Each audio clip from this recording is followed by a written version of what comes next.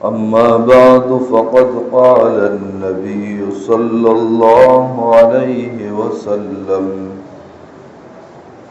إن من أعظم النكاح بركة أيسره مؤونة أو كما قال عليه الصلاة والسلام۔ شریعت کا، مذہب اسلام کا مزاج اور ایک خاصہ یہ ہے کہ اللہ تعالیٰ نے جس چیز کی انسانوں کو جتنی زیادہ ضرورت ہوتی ہے، اللہ تعالیٰ نے اس چیز تک انسان کی رسائی کو اتنا ہی زیادہ آسان فرما دیا ہے، تاکہ ہر انسان، وہ امیر ہو یا غریب ہو، کالا ہو یا گورا ہو، شہری ہو یا دیہاتی ہو، ہر انسان ضرورت کی اس چیز کو آسانی سے حاصل کرنے میں کامیاب ہو جائے اور اپنی ضرورت کو پوری کر لے۔ یہ شریعت کا مزاج ہے، یا یہ کہہ لیجئے کہ اللہ تعالیٰ کی یہ سنت ہے، عادت الہی ہے۔ مثال کے طور پر پانی ہے، ہوا ہے، لائٹ ہے، تو یہ وہ چیزیں ہیں جن کی ہر انسان کو ضرورت ہے۔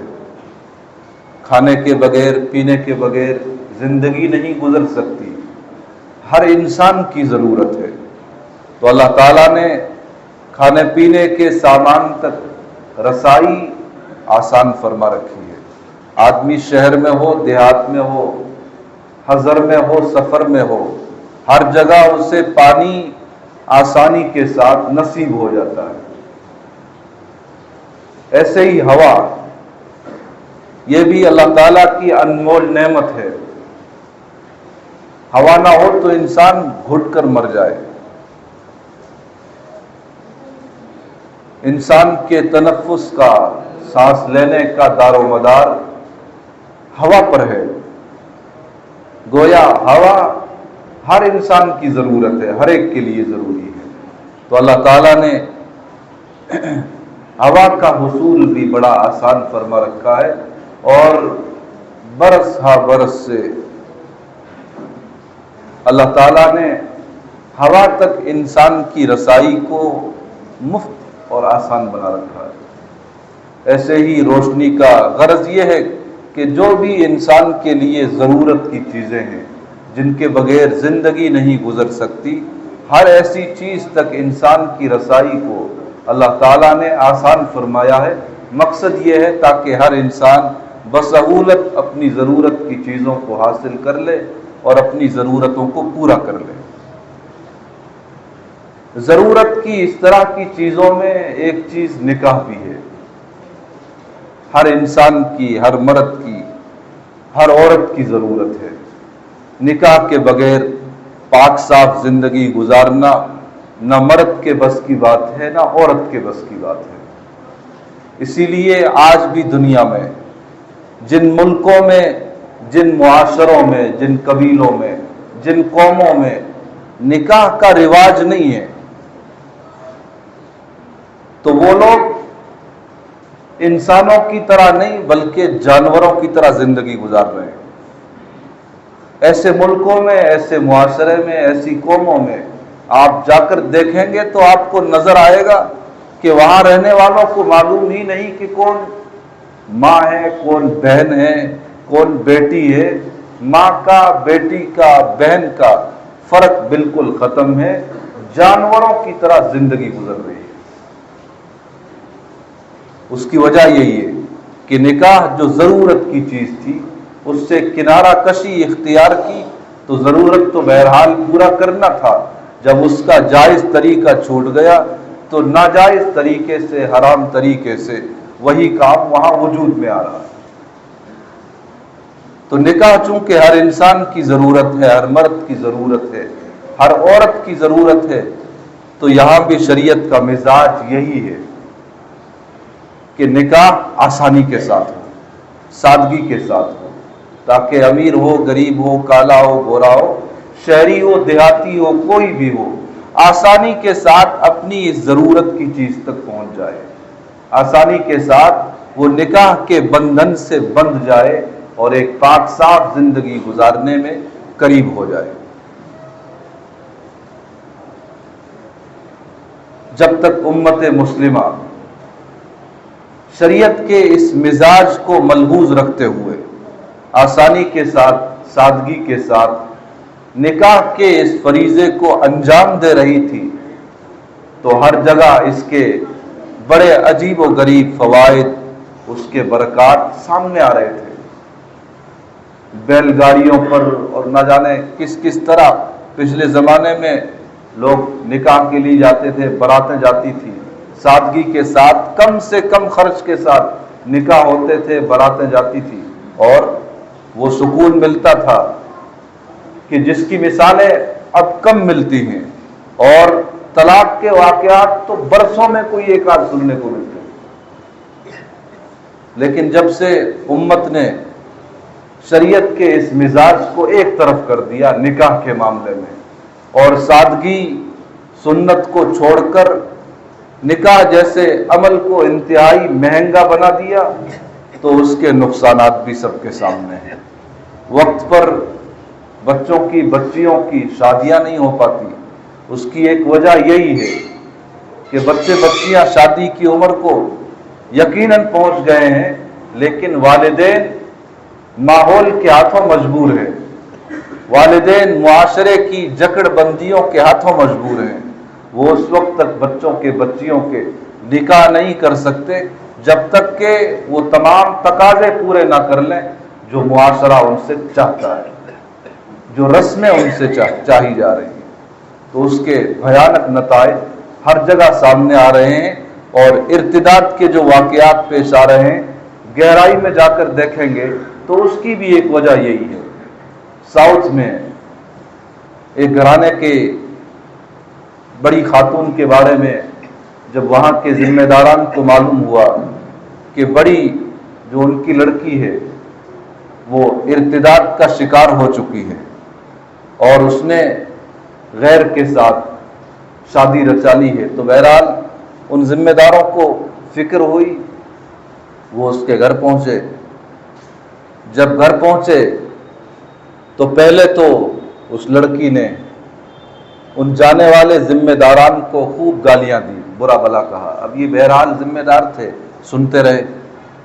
کیسے گالیوں کے بہانے اور ہر طرح کی باتیں کہہ لینے دیجیے تاکہ اس کے دل کا بوجھ ہلکا معلوم ہو، اور جب دل کا بوجھ ہلکا ہو تو اس کے بعد اصل بات سامنے آئے گی کہ صورتحال کیا ہے، ارتداد کی شکار کیوں ہوئی، اور غیر کے ساتھ جانے کا اصل سبب کیا بنا۔ تو بہرحال 5-10 منٹ 15 منٹ وہ لڑکی ان ذمہ داروں کو گالیاں دیتی رہی، برا بھلا کہتی رہی، تم ایسے ہو، تم میں یہ کمیاں، وہ سنتے رہے۔ جب 15-20 منٹ کے بعد وہ لڑکی خاموش ہو گئی تو ان ذمہ داران نے کہا کہ بیٹی اب بتاؤ کہ تم نے جو غیر کے ساتھ شادی رچائی ہے، تم نے جو ارتداد کی راہ اختیار کی ہے، یہ جو خبر ہم تک پہنچی ہے کیا یہ سچ ہے؟ تو اس لڑکی نے جواب دیا کہ ہاں یہ خبر سچ ہے۔ تو ان لوگوں نے پوچھا کہ اس کی وجہ کیا ہے؟ آپ ایک مسلم گھرانے میں تھی اور آپ کا گھرانہ شہر کا معزز گھرانہ ہے، تو اس کی وجہ کیا ہے ہمیں بتائی جائے۔ جب اس خاتون نے دیکھا کہ بڑی ہمدردی کے ساتھ یہ ذمہ داران دعوت و تبلیغ گفتگو کر رہے ہیں تو اس کا دل اب کچھ پگھلا۔ وہ کہنے لگی کہ آپ پہلی مرتبہ میرے گھر پر ایسے لوگ آئے ہیں جو ہمدردی اور غمخواری کا اظہار کر رہے ہیں، ورنہ اب تک تو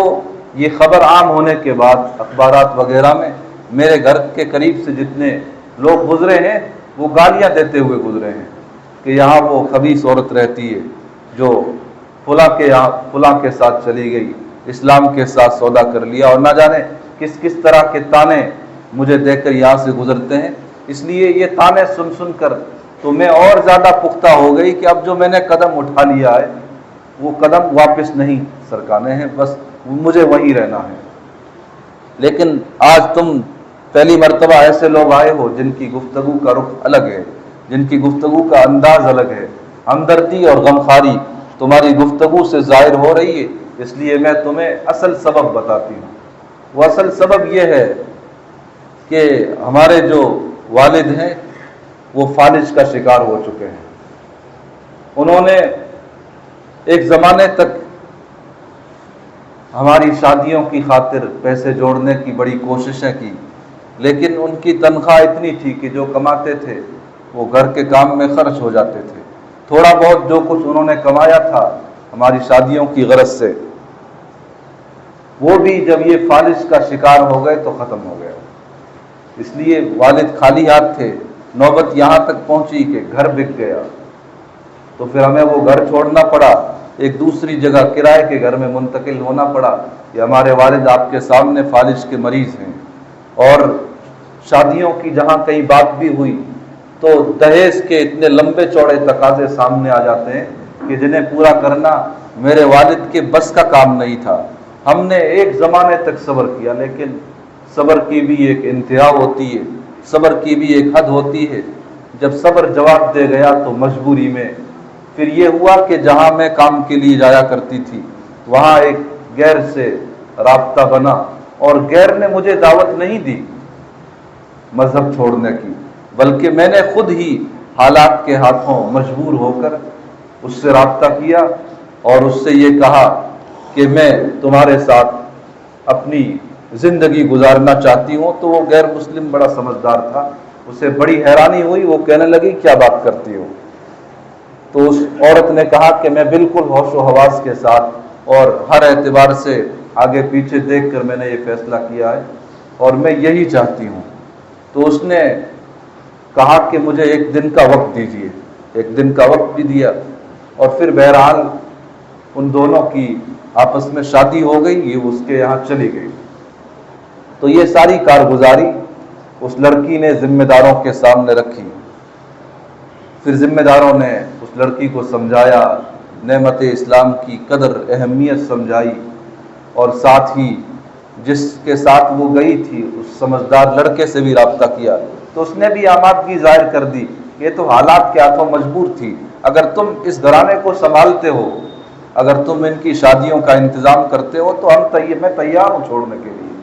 یہ اپنے مذہب کے مطابق جہاں رہے، جس کے ساتھ رہے، مجھے کوئی اعتراض نہیں ہے۔ تو یہ واقعہ آنکھیں کھول دینے کے لیے کافی ہے۔ شادیاں جس قدر مہنگی ہوتی ہیں، جس قدر دہیز کے مطالبات بڑھتے ہیں، تو یہ جو نچلے طبقے کے لوگ ہیں پس کر رہ جاتے ہیں، اور پھر مجبوری کے ہاتھوں مجبور ہو کر بعض اوقات ارتداد کے تکلیف دہ واقعات پیش آتے ہیں۔ تو گویا ارتداد کے جو واقعات پیش آتے ہیں اس کے کہیں نہ کہیں ہم بھی ذمہ دار بن جاتے ہیں، اس لیے ہمیں رسوم و رواج کو یکسر چھوڑنا ہوگا۔ رسوم و رواج کا معاملہ بھی بڑا عجیب و غریب ہے، اسٹیج پر جتنا مرضی کہہ لو رسوم و رواج چھوڑنے ہیں، جن شادیوں میں رسوم و رواج ہو وہاں جانا نہیں ہے، ایسی شادیوں کا بائیکاٹ کرنا ہے، لیکن عام طور سے ہوتا یہ ہے کہ یہ باتیں صرف اسٹیج تک ہی محدود ہو جاتی ہیں، صرف کہہ لی جاتی ہیں، مجمع سن لیتا ہے، لیکن جب شادی کا مرحلہ آتا ہے تو پھر وہ سب کچھ ہوتا ہے جن سے اسٹیج پر روکا جاتا ہے۔ تو اس چیز کو اجتماعی طور پر چھوڑنے کی کئی شکلیں ہو سکتی ہیں۔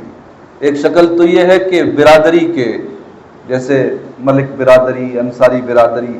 الگ الگ برادریوں کے جو مکھیا ہیں، سرپنچ ہیں، پنچ سمجھے جانے والے لوگ ہیں، ایسے لوگ ضلع کی سطح پر اکٹھے ہوں اور ضلعی سطح پر وہ فیصلہ لیں کہ ہمیں یہ رسوم و رواج چھوڑنے ہیں۔ ہر گاؤں میں، قصبے میں، بڑے شہروں میں، ضلعوں میں، ہر جگہ یہ پھر پیغام عام کیا جائے، مساجد کے پلیٹ فارم سے، مدارس کے پلیٹ فارم سے، ہر گھر جا کر، تو پھر اس طرح یہ کام وجود میں آ سکتا ہے۔ دوسری شکل اس کی یہ بھی ہو سکتی ہے کہ معاشرے کے، گاؤں دیہات کے، شہروں کے جو امیر لوگ ہیں، مالدار لوگ ہیں، سب سے پہلے وہ فیصلہ لیں غریب غربا کے ہاتھ میں ہے کیا؟ غریب غربا تو امیروں کی وجہ سے پس رہے ہیں۔ اگر امیر لوگ، مالدار لوگ وہ فیصلہ کر لیں کہ ہم نے رسوم و رواج نہیں کرنے ہیں، ہم نے شادیاں اپنے بچے بچیوں کی سادگی کے ساتھ، کم خرچ کے ساتھ کرنی ہے، جس طرح نبی اکرم صلی اللہ علیہ وسلم نے سادگی کے ساتھ، انتہائی کم خرچ کے ساتھ خود اپنے نکاح کا، ولیموں کا انتظام فرمایا ہے، اور اپنے صحابہ کی شادیاں اپنی نگرانی میں انتہائی کم خرچ کے ساتھ، سادگی کے ساتھ کروائی ہے۔ ہمیں اسی نہج کو سامنے رکھ کر اپنی شادیوں کو عمل میں لانا ہے، وجود میں لانا ہے، تو انشاءاللہ نچلے طبقے کے لوگ تو بڑی خوش دلی کے ساتھ امیروں کا اس مشن میں ساتھ دیں گے اور یہ کام چل پڑے گا۔ جب تک مکھیا لوگ اور امیر لوگ فیصلہ نہیں لیں گے اجتماعی طور پر مضبوط قوت ارادی کے ساتھ، اس وقت تک جہیز اور دیگر مطالبات کی یہ کثرت جو کی تو قائم اور باقی رہے گی، اور اس کے نقصانات جو اس وقت پورے معاشرے کو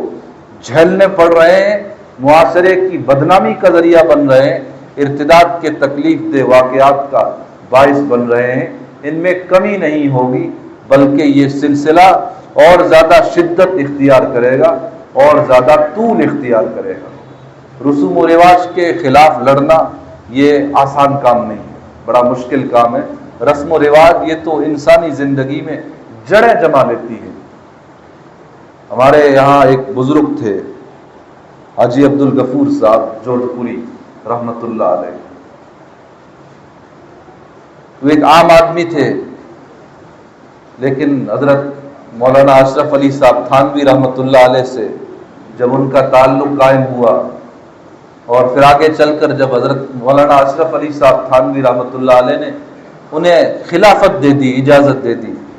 تو فرمانے لگے کہ حضرت خلافت تو بڑی چیز ہے، اجازت تو بڑی چیز ہے، میں تو ایک چھوٹا سا آدمی ہوں۔ تیلی برادری سے ان کا تعلق تھا، میرے نانا مرحوم کے وہ شیخ تھے۔ تو حضرت تھانوی نے فرمایا کہ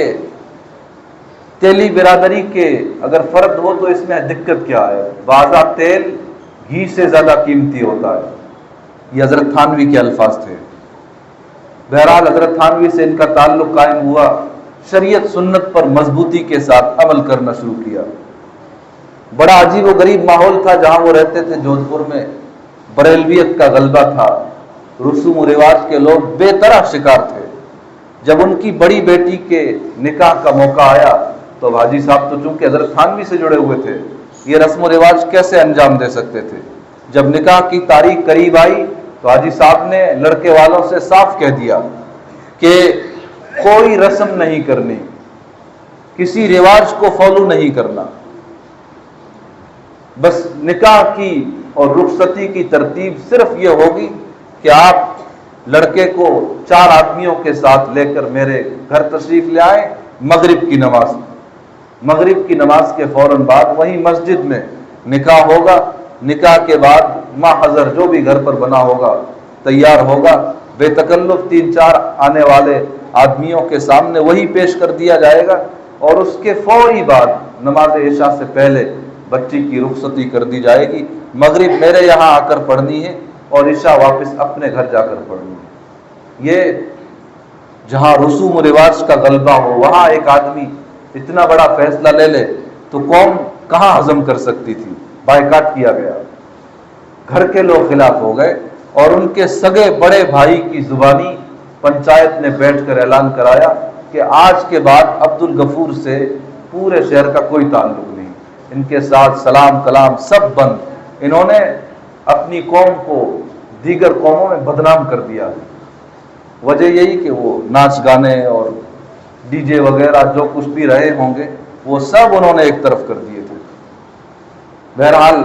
لڑکے والے سمجھدار تھے، وہ حاجی صاحب کی بات کو مان گئے، 3-4 آدمیوں کو لے کر آئے، نکاح ہوا، اور وہ عشاء سے پہلے اپنی بچی کو دلہن کو لے کر رخصت بھی ہو گئے۔ حاجی صاحب کا بڑا مضبوط بائیکاٹ ہوا، لیکن وہ جمے رہے۔ رسوم و رواج کے خلاف تھوڑا استقامت سے کام لینا پڑتا ہے، تانے سننے پڑتے ہیں، بائیکاٹ برداشت کرنے پڑتے ہیں، اس کے لیے 1 سال بھی لگ سکتا ہے، 2 سال بھی لگ سکتے ہیں، اس کے لیے آپ کو گھر کے اندر سے بھی کڑوی کسیلی باتیں سننی پڑ سکتی ہے، پڑوسیوں کی بھی سننی پڑ سکتی ہے، ہر اعتبار سے ہر طرف سے آپ کو اس طرح کا تکلیف دہ ماحول اور منظر دیکھنا نصیب ہو سکتا ہے۔ لیکن اس طرح کے ماحول میں جب آدمی صبر سے کام لیتا ہے اور اپنے فیصلے پر جمع رہتا ہے، شریعت سنت کو ترجیح دیتا ہے، تو پھر اللہ تعالیٰ آخر فتح اسی کو نصیب فرماتے ہیں۔ حاجی صاحب کے ساتھ یہ ہوا، پورا شہر خلاف ہو گیا، سگے بھائی خلاف ہو گئے، لیکن وہ جمے رہے، شریعت سنت کو اپنے گلے سے لگائے رکھا۔ تو پھر وہ وقت آیا کہ سب نے ان کے سامنے ہار مانی، سب نے انہیں اپنا پیر و مرشد تسلیم کیا، اور پھر جس فکر کو، جس طرز کو وہ اپنے گھر میں زندہ کرنے کے دائی تھے، کوشاں تھے، اللہ تعالیٰ نے ان کی اس فکر کو، ان کے اس طرز کو، ان کی کوششوں اور دعاؤں کی برکت سے ان کے خاندان بھر میں عام کیا۔ اور حاجی عبدالغفور صاحب جودھپوری رحمۃ اللہ علیہ جو ایک عام آدمی تھے، اللہ تعالیٰ نے انہیں وہ عزت عطا کی، وہ مقام عطا کیا کہ حضرت تھانوی رحمۃ اللہ علیہ کا سلسلہ، تھانوی سلسلہ ایشیا بھر میں، صرف ہندوستان میں نہیں، پڑوسی ملکوں میں نہیں، ایشیا بھر میں جہاں بھی حضرت تھانوی رحمۃ اللہ علیہ کا سلسلہ ہے، وہاں سب لوگ بڑے ہوں یا چھوٹے ہوں حاجی عبدالغفور صاحب جودھپوری رحمۃ اللہ علیہ کو جانتے ہیں۔ تھانہ بھون کی مسجد میں آپ میں سے کئی لوگ تشریف لے گئے ہوں گے، تھانہ بھون کی مسجد میں جو پنکھے لگے ہوئے ہیں ان میں سب سے پہلا پنکھا جو آج بھی موجود ہے اور چل رہا ہے وہ حاجی عبدالغفور صاحب جودھپوری کا لگایا ہوا ہے۔ حضرت تھانوی کے زمانے میں تو لائٹ بھی نہیں تھی، حضرت تھانوی کے انتقال کے بعد لائٹ آئی ہے وہاں۔ جب لائٹ آئی تو مسئلہ پیدا ہوا کہ اب پنکھا کیسے لگایا جائے، کیونکہ تھانہ بھون کی خانقاہ میں کوئی چندے کا باقاعدہ انتظام نہیں تھا، وہ توکلاً علی اللہ مدرسہ چلتا تھا، جو کسی نے بن مانگے دے دیا اسی کو قبول کر لیا گیا، اور اسی سے بچوں کا اور آنے جانے والے مہمانوں کے قیام طعام کا انتظام کر لیا گیا۔ توکلاً علی اللہ سلسلہ اس وقت بھی چلتا تھا اور آج بھی وہی وہاں نظام ہے۔ تو بہرحال پنکھے کا جب مرحلہ آیا پنکھا کیسے لگایا جائے، یہاں تو کچھ ہے ہی نہیں، تو حاجی عبدالغفور صاحب جودھپوری رحمۃ اللہ علیہ نے اس زمانے میں 5 روپے میں یا اس سے کم و بیش کچھ پیسوں میں، روپوں میں ایک پنکھا خریدا جودھپور سے، اور ٹرین سے لے کر تھانہ بھون لائے، اور پھر کلیوں کے ذریعے تھانہ بھون کے ریلوے اسٹیشن سے وہ پنکھا تھانہ بھون کی خانقاہ پہنچا، آج بھی لگا ہوا ہے۔ اور بڑی بات یہ ہے کہ تقریباً 100 سال کے قریب اس پنکھے کو ہونے جا رہے ہیں، 70-80 سال وہ پنکھا جوں کا توں اب بھی چل رہا ہے۔ اور پھر جب وہ لائٹ کا نظام بحال ہوا اور پہلا مہینہ پورا ہوا اور بل کی ادائیگی کا مرحلہ آیا کہ بجلی کا بل ادا کرنا ہے، تو سب سے پہلا بجلی کا بل بھی حاجی عبدالغفور صاحب جودھپوری رحمۃ اللہ علیہ نے اپنی جیب سے ادا کیا تھا۔ تو ان کے ساتھ بڑی یادیں وابستہ ہیں۔ حضرت تھانوی ان کی بڑی قدر فرماتے تھے، جب وہ خط لکھ کر حضرت تھانوی کو بھیجتے تھے کہ حضرت فلاں تاریخ کو میں آپ کی خدمت میں تھانہ بھون آ رہا ہوں، تو حضرت تھانوی رحمۃ اللہ علیہ اپنے خاص لوگوں سے فرمایا کرتے تھے کہ دنیا میں اگر کسی کو جنتی صفت، صحابی صفت انسان دیکھنا ہو تو فلاں دن میرے پاس آنا۔ اور جب اس تاریخ میں حضرت حاجی عبدالغفور صاحب جودھپوری رحمۃ اللہ علیہ تھانہ بھون تشریف لاتے تھے تو حضرت تھانوی اپنے مخصوص لوگوں کو ان سے ملاتے تھے اور فرماتے تھے کہ یہ ہے حاجی عبدالغفور جودھپوری، جو میرے اپنے تجربے اور مشاہدے اور دل کی گواہی کے مطابق، دلی میلان کے مطابق، مکاشفے کے مطابق ایک جنتی صفت، صحابی صفت انسان ہے۔ تو جب آدمی شریعت و سنت پر کامل استقامت کے ساتھ آتا ہے اور رسوم و رواج کے خلاف ہر طرح کی قربانی دیتا ہے، ہر طرح کے مجاہدات سے گزرتا ہے، تو پھر اللہ تعالیٰ عجیب و غریب ماحول سے گزار کر اسے وہ مقام عطا کرتا ہے جہاں حاجی عبدالغفور صاحب جودھپوری جیسا ایک عام انسان پہنچ جاتا ہے۔ اللہ تعالیٰ نکاح کے موقع پر کی جانے والی رسوم و رواج سے ہمیں اپنا دامن بچانے کی اور نکاح کو نبوی معیار پر لے جانے کی توفیق عطا فرمائے۔ وآخر دعوانا الحمدللہ۔